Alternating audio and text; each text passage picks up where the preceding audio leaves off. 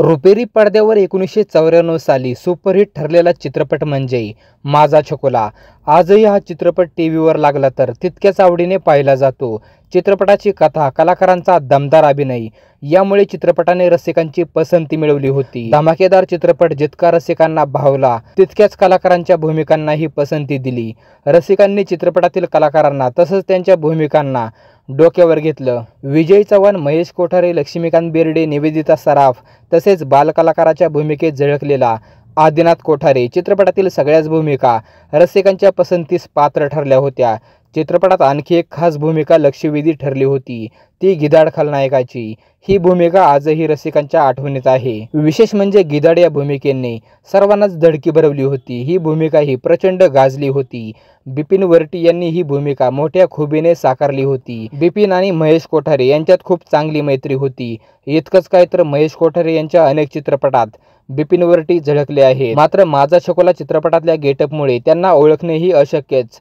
माझा छकुला चित्रपटानंतर झपाटलेला आमच्यासारखे आम्हीच, अशी ही बनवाबनवी, एक गाडी बाकी अनाडी, फेकाफेकी, धूमधडाका, गंमत जम्मत सारख्या गाजलेल्या चित्रपटात बिपिन यांनी भूमिका साकारल्या आहेत. फक्त अभिनयच नाही तर त्यांनी काही चित्रपटांचे दिग्दर्शनही केले आहे. उत्तम अभिनेता असण्यासोबत ते उत्तम दिग्दर्शकही होते. फेकाफेकी, एक गाडी बाकी अनाडी, डॉक्टर या मराठी चित्रपटाचे दिग्दर्शनही त्यांनी केले आहे. आज बिपिन वर्टी हयात नसले तरी त्यांच्या भूमिकांमुळे ते आजही चाहत्यांच्या स्मरणात आहेत. माझा छकुला हा महेश कोठारे दिग्दर्शित 1994 सालचा भारतीय मराठी भाषेतील नाटक चित्रपट आहे.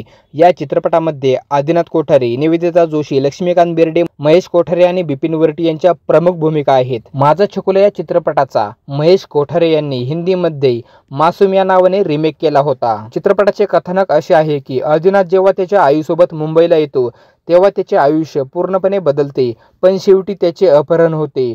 तो अपहरणकर्त्यांपासून पळून जाण्यात यशस्वी होतो, पण शहरात तो पूर्णपणे एकटाच असतो. खोडकर आधी त्याच्या आईसोबत बँकेच्या कामासाठी मुंबईत येतो. ज्या दिवशी ते बँकेत असतात त्या दिवशी दरोडेखोरांनी बँक लुटली आणि बँकेतून पळून जाण्यासाठी दरोडेखोरांनी आधीचे अपहरण केले. आता आधी दरोडेखोरांपासून पळून जाण्यात यशस्वी होतो. आदिनाथ हा एक खोडकर पण हुशार मुलगा आहे, जो त्याची आई यशोदासोबत त्याच्या गावी राहतो.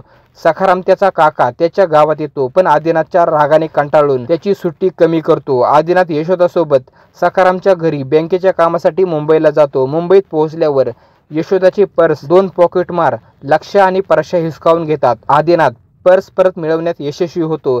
दुसऱ्या दिवशी जेव्हा ते बँकेत असतात तेव्हा गिधाड टोळी बँकेवर हल्ला करते आणि पोलिसांपासून सुटण्यासाठी आदिनाथला बंदी बनवते. आदिनाथ गिधाड टोळीतून एक महत्त्वाची डायरी घेऊन पळून जाण्यात यशस्वी होतो. त्याची कहाणी ऐकल्यानंतर लक्ष्य आणि परशा त्याला त्याच्या आईशी मिळवण्याचा प्रयत्न करतात. गिधाड टोळीला पकडण्यासाठी आणि आदिनाथला त्याच्या आईशी जोडण्यासाठी इन्स्पेक्टर महेश आदिनाथची मदत करतात. हे या चित्रपटात दाखवले आहे. तर मित्रांनो, तुम्ही माझा छकुला हा चित्रपट पाहिला आहे का?